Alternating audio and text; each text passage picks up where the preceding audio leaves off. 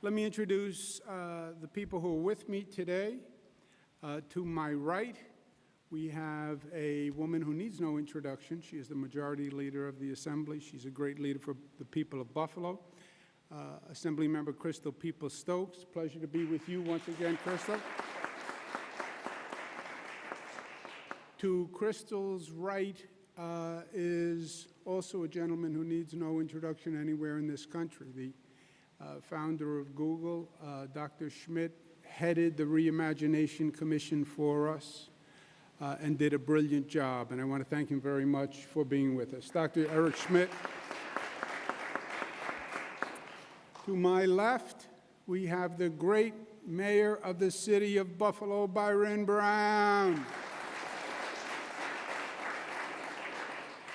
And to Byron's left, we have Charles Phillips, who is the managing director and co-founder of Recognize. He was the chairman of Infor. He was also a key part of our Reimagine Commission, which did extraordinary work. Let's give Mr. Phillips a round of applause. We have with us Kate Harris, who was the director of the commission and an advisor to me. They had over 50 meetings, this commission, so they took it very seriously. Kate, thank you for your leadership. And then we have with us a good friend and just a man who embodies the spirit of Buffalo, Thurman Thomas. Thurman, good to be with you.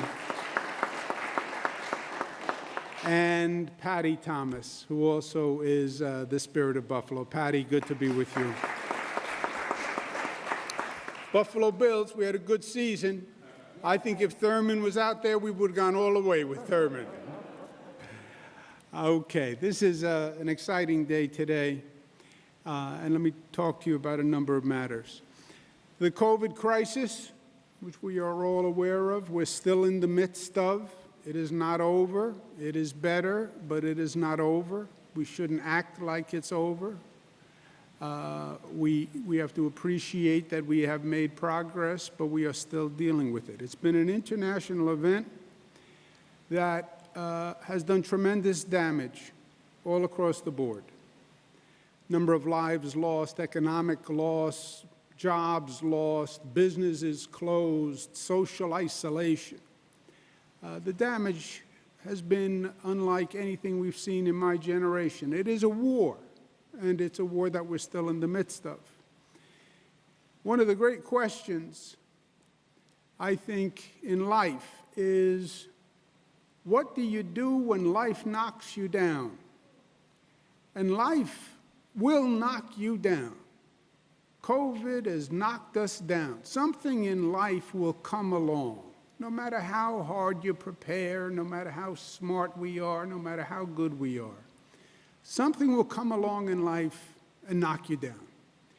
There'll be something that happens in the family. There'll be a health issue. There'll be an economic issue. But there'll be something that comes and knocks you on your rear end. And then the great time of a view into character is, what do you do when life knocks you down? Do you stay down? Do you feel sorry for yourself? Do you blame everyone else? Or do you get up and dust yourself off and say, let me learn from this experience. Let's learn what happened here. And let me learn so that when I get up, I am the better for it. And I have learned from it. And I have grown from it. That's how we have to think of COVID. Yes, it knocked us on our rear end as a nation, as a state, as a people, as a planet. But what do we do now? I say COVID was low tide in America. Meaning what? That COVID did damage in and of itself, but what COVID also did was it exposed so many of the underlying conditions in this country that were unfair and inequitable. You know, when the tide is high, it covers a lot of sins. When that tide goes out and you see the bottom of the ocean, you see all sorts of ugliness. Well, it just developed. No, it didn't. It was there. It was just covered by the high tide. And when COVID went out, you saw so much of the systemic injustice and discrimination in society. Blacks died at twice the rate of whites. Hispanics died at 1.5 times the rate of whites. Why? Because they didn't have the same access to health care. Because they didn't have the same access to COVID testing. There were more underlying conditions. Well, remote learning. Who got left behind in remote learning? Poorer children, poorer communities who didn't have the same access. That's something else we have to learn from. The injustices that COVID exposed.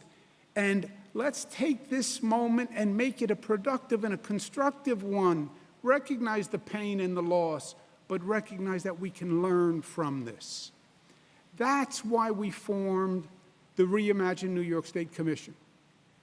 To say, yes, while we're focusing on fighting the virus and we're fighting the vaccines and we're fighting this and keeping the healthcare system, we want the Reimagine Commission to take a look at what we've seen during COVID. And that's the charge that was to the Reimagine Commission and Dr. Schmidt and Charles Phillips and Kate Harris.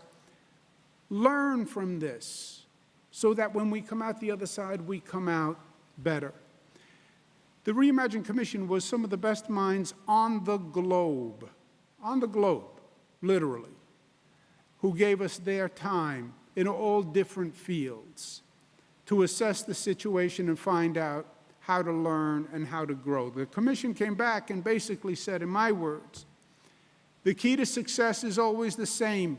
It is access. It is access. Access to education, access to capital, access to banking. It is about access. The commission says equal access to high-quality, affordable internet connectivity is a prerequisite to making the many other hard and essential changes. Access today is not a highway system. It's not a phone call. Access today is the internet system and the broadband system.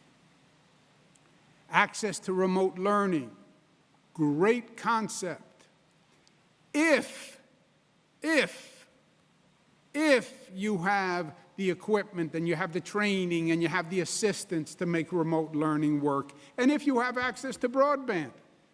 Telemedicine, no doubt there is a great potential in telemedicine if you have the access to broadband. Otherwise, it is non-functional for you.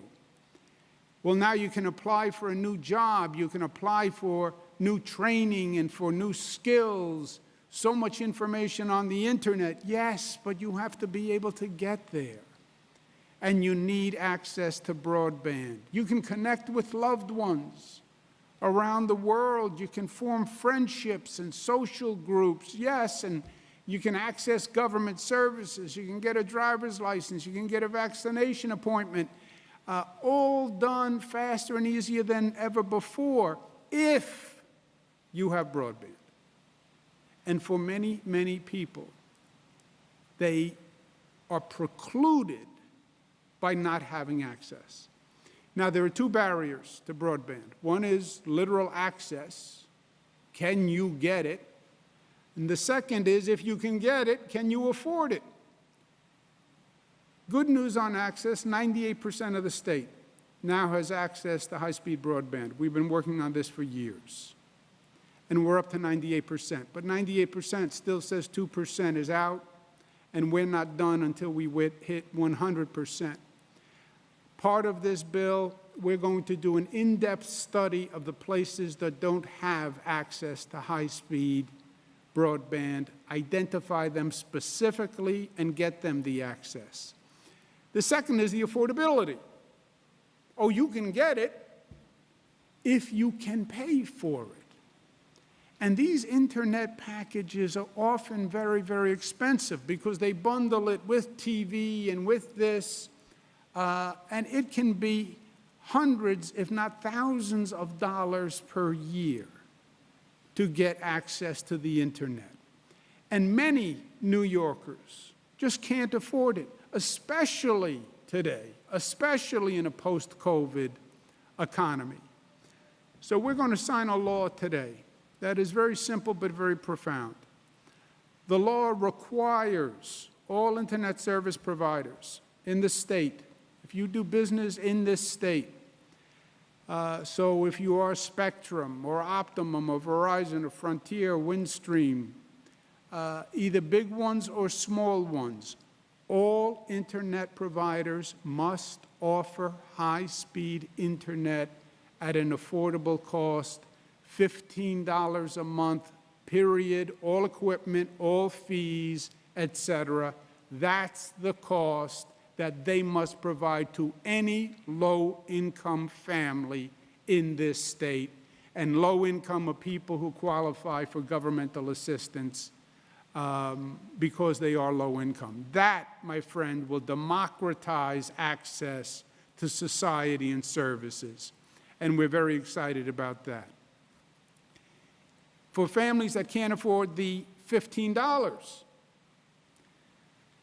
Connected New York will finance 50,000 students and their families for that $15 a month, so they have access during this period, especially important during this remote learning. And that is going to be done by an emergency fund that's going to be funded from Schmidt Futures and Ford Foundation. 50,000 students and their families free access. Let's give them a round of applause.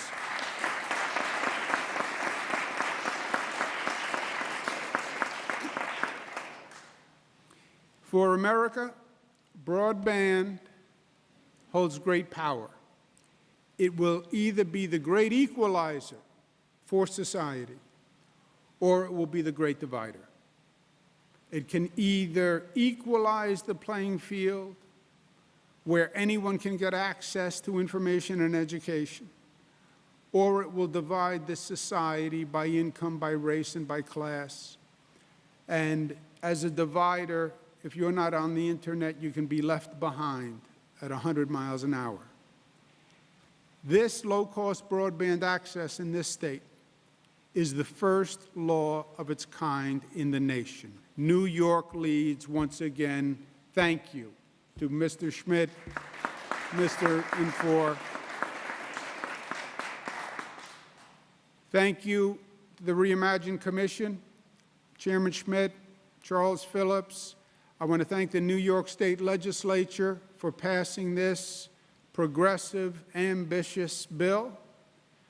It is the question of the time. And people ask me this every day. What will New York State be like post-COVID? What's going to be New York after post-COVID? What's going to be America post-COVID? It will be what we make it. It will be what we make it. It's that simple. And in New York, we will be better for what we went through. Yes, you knocked us down, but we're going to get up, and we're going to learn, and we're going to grow. Today, we made New York State better than it was before COVID because we learned and we saw the inequities. We just have to reimagine New York. We have to learn from low tide and the ugliness that we saw, and we have to correct it, and we have to correct it now. Come up with a vision of what you see as a better society, a fairer society, a more just society, and then make it a reality. That is what we do and who we are as New York. We dream big. We're a state of dreamers. Otherwise, we wouldn't be here. We dream that we can do the impossible, and then we do it time and time again. That's what makes this state special. And that's what makes the people of New York State special. Knock us down. We get up, and we get up better, and we get up stronger. Thank you. Let me now turn it to Crystal Peoples-Stokes, Majority Leader of the Assembly, who was key in this bill. Let me also add that the Majority Leader was also key in getting the cannabis legalization legislation passed this year. We had tried two times before, and it's the right thing to do, but it was politically the difficult thing to do, and it had to be worked extraordinarily hard in the legislature. And the way it tends to work in any endeavor, somebody has to say, I know it's hard, but I'm going to take on this challenge, and I'm going to get it done. And cannabis legalization does not happen without Crystal Peoples-Stokes. With that, the Majority Leader.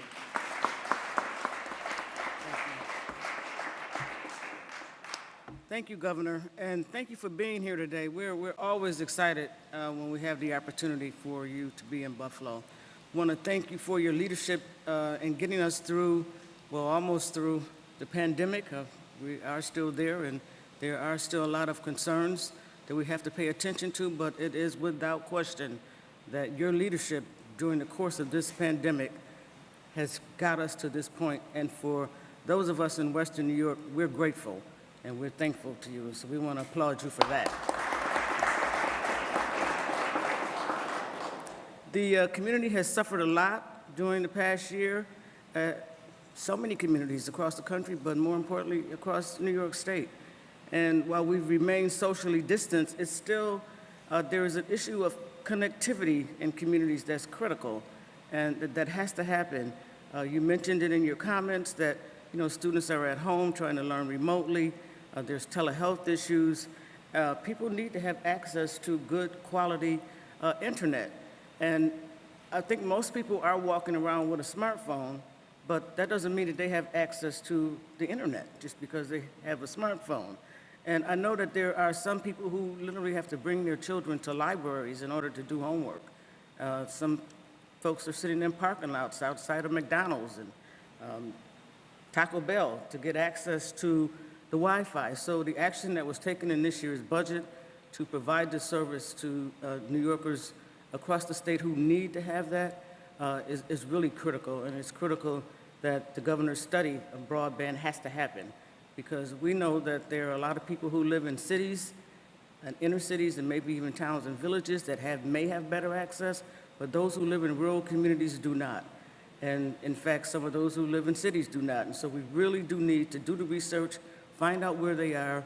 There's that 2% that still needs attention, as the governor mentioned, and he's committed to finding where that 2% at, and so is the legislature. So we look forward to certainly providing that. I also want to add my sincere gratitude to Smith Future and Ford Foundation for creating the Connect Ed partnership with the state.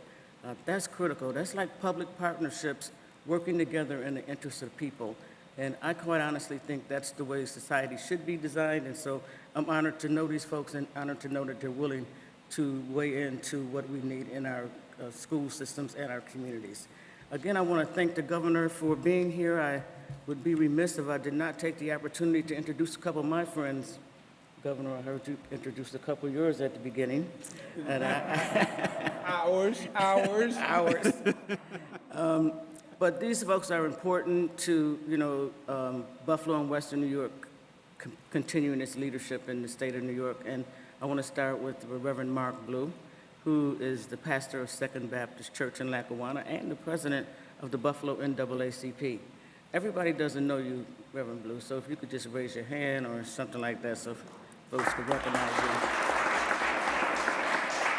And secondly, Governor, our friend Eunice Lewin, member of the SUNY Trustee Board and a champion for STEM education.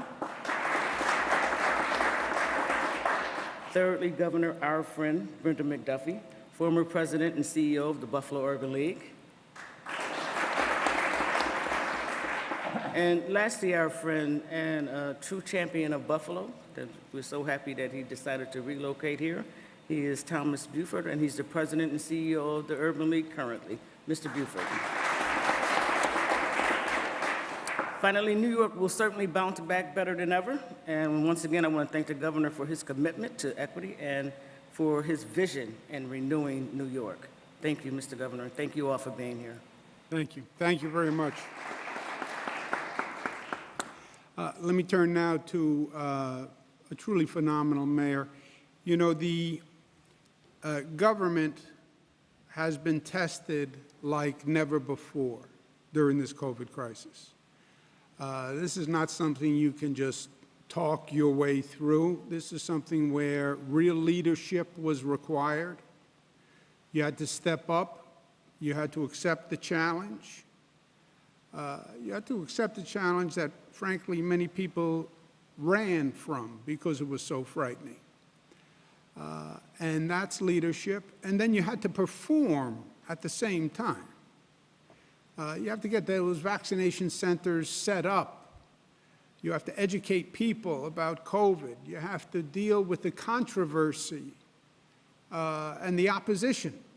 And it's not easy. But it was also a time when you could see into a person's soul, and you could see what a person was made of. And the people of Buffalo were blessed to have Mayor Byron Brown lead Buffalo. And he's been an extraordinary partner to me, Mayor Byron Brown. Thank you very much, Governor, and thank you for being with us here today in Buffalo. It's always an honor to welcome Governor Cuomo to the city of Buffalo in Western New York. And whenever the governor is here, he is bringing good news for our community. So if it was possible, I'd like to see the governor here in Buffalo every single day.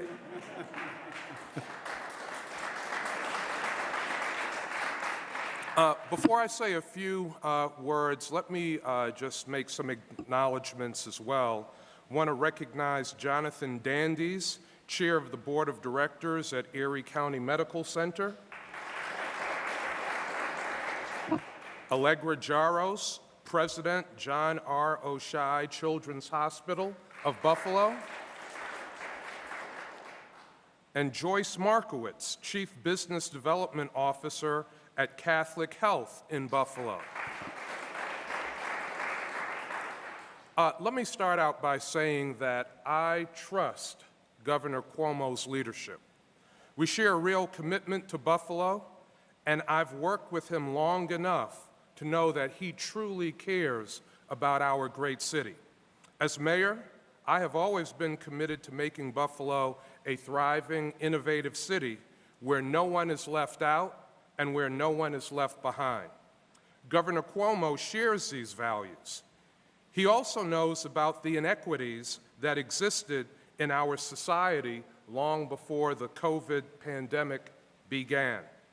That's why he created the Vaccine Equity Task Force, working with trusted community leaders to promote the safety and effectiveness of the vaccine. That's why he helped us create pop-up vaccination sites across Buffalo, tackling racial disparities in access to the vaccine. And that's why Governor Cuomo is here in Buffalo today signing this affordable broadband bill. We know all too well how isolated and anxious this pandemic has made New Yorkers feel. We know the tremendous frustration that has been in our community. Those feelings were compounded for those without access to the internet, for the students who struggled to log into their school sessions, and the parents who tried to help them, for the families struggling to talk to a doctor without the option of telehealth, for those looking to work or to find workforce training, and for those who simply missed seeing their loved ones. A member of my staff yesterday told us that she was going to see her mother for the first time in a year. The pandemic has made it clear that we cannot consider high-speed internet a luxury. It is a necessity for modern life. The governor has already taken great steps to expand the state's broadband infrastructure. Now we need to make sure it is affordable. Signing this bill does just that. Again, Governor, I want to say thank you for your vision and your bold leadership toward building back a better and stronger New York. Thank you, Governor. Thank you very much, Mayor. Thank you. Now, the head of the commission, Dr. Schmidt, you know him obviously as a great technology innovator. Started even before Google, but Google was just a brilliant invention. Curiously, I had the idea for Google before Eric Schmidt had the idea for Google. I saw it, and the name, I had everything, the icon. I just couldn't figure out how to turn on the computer, but if I had figured out how to turn it on.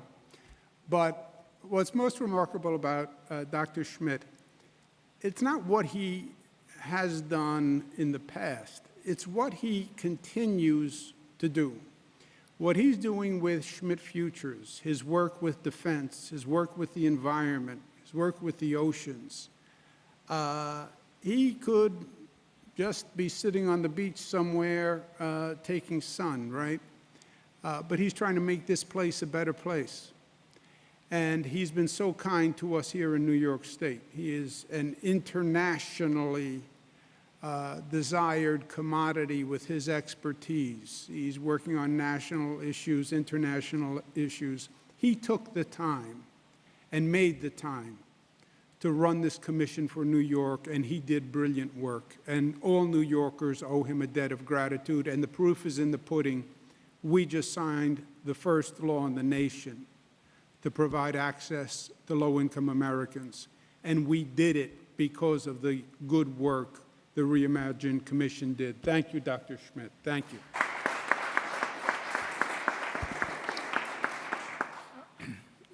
Governor, your leadership in general over this pandemic has been extraordinary. Majority Leader, thank you for working hand in hand with the governor to make these things happen. Let me introduce two folks from our group who did all the work, Eric Braverman, Elizabeth Rosenblatt, sitting here in the front. we were able, by virtue of your convening of this commission, one, to frankly have a really good time as a commission. We learned a lot from each other. You picked the right people. And more importantly, we started off thinking, well, maybe there's a big problem with telehealth. And we realized that people were not getting their health checkup and so forth because of administrative matters and systems matters, which we studied pretty extensively. Your team made the changes necessary to make that possible in New York. You did it, you and your team.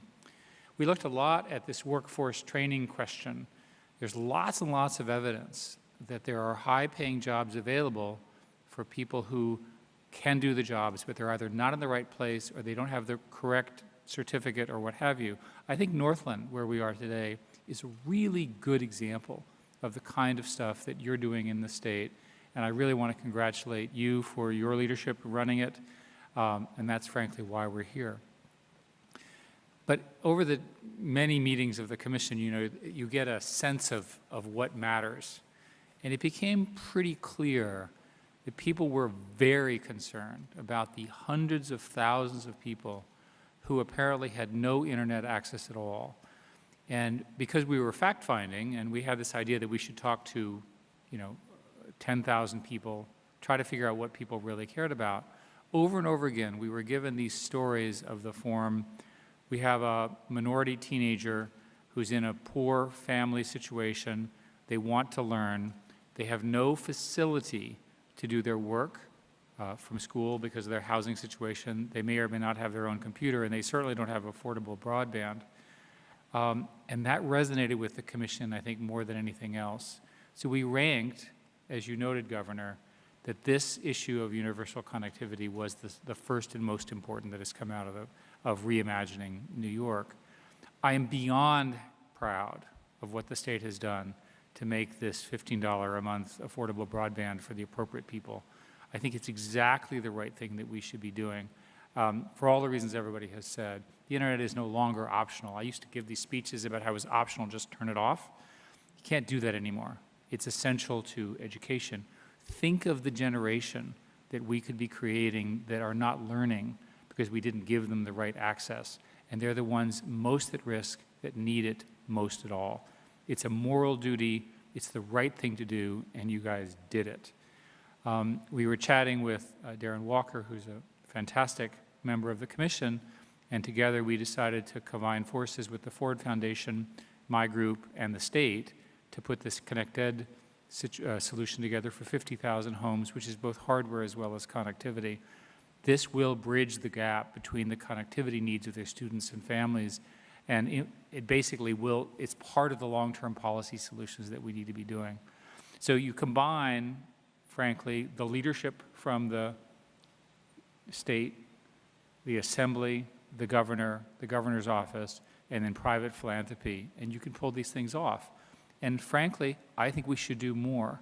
This is when New York does its best, a combination of private actors and the public doing the right thing for the benefit of all the citizens. So I'm committed to doing that. I could not be happier to be sitting here today over what, from my perspective, was a high impact and interesting challenge that the governor laid out. Look at how successful that was. Governor, send us more challenges. Thank you. Thank you, Dr. Schmidt.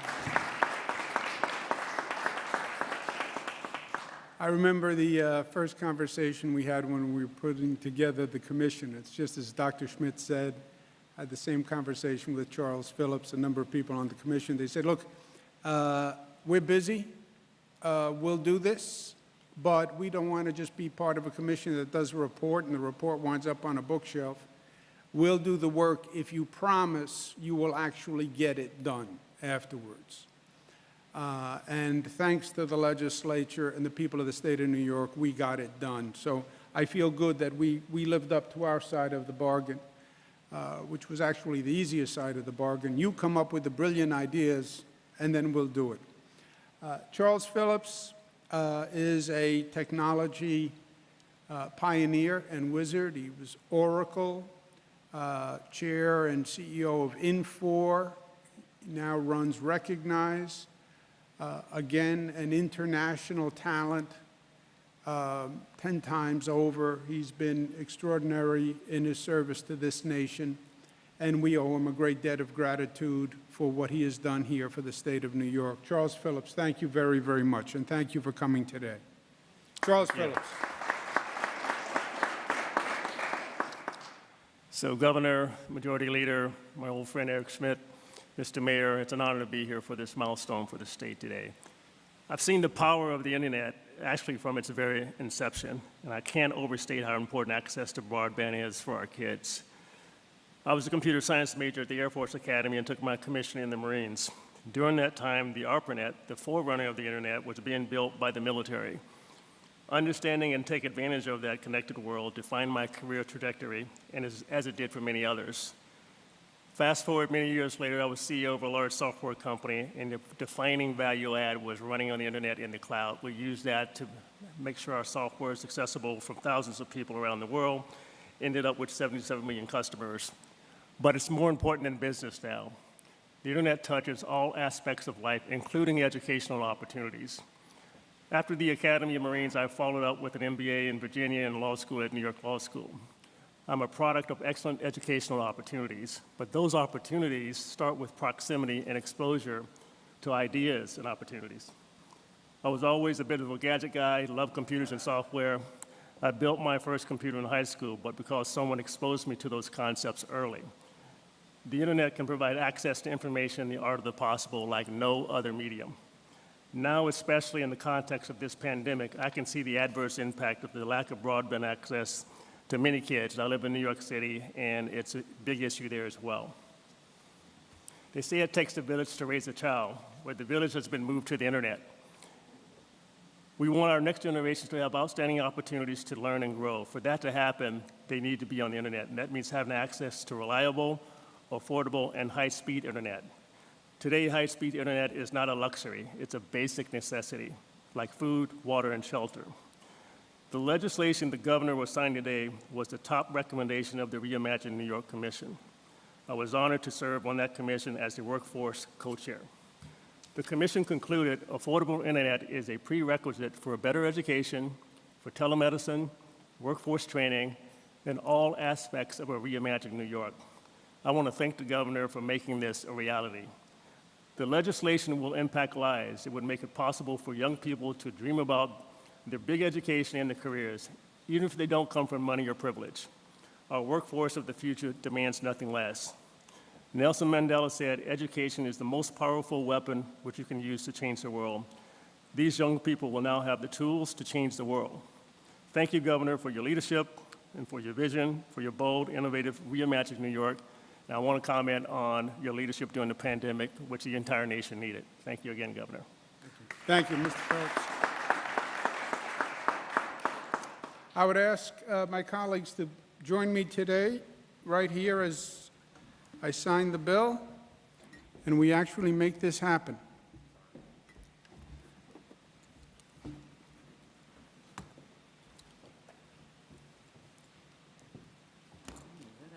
Now, you see, nothing is easy in government. Just signing a bill is a little complex. But otherwise, it wouldn't be a signing pen unless it was used for the signing, you see.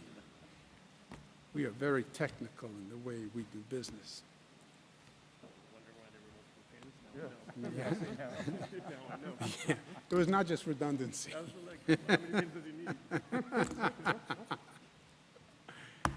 Congratulations, the bill is signed. Thank you. Thank you very much, Governor. Let's give them a big round of applause. Thank you all. Thank you for being here today. Thank you. Congratulations, New York. Thank you for coming to Buffalo to do this. Yeah.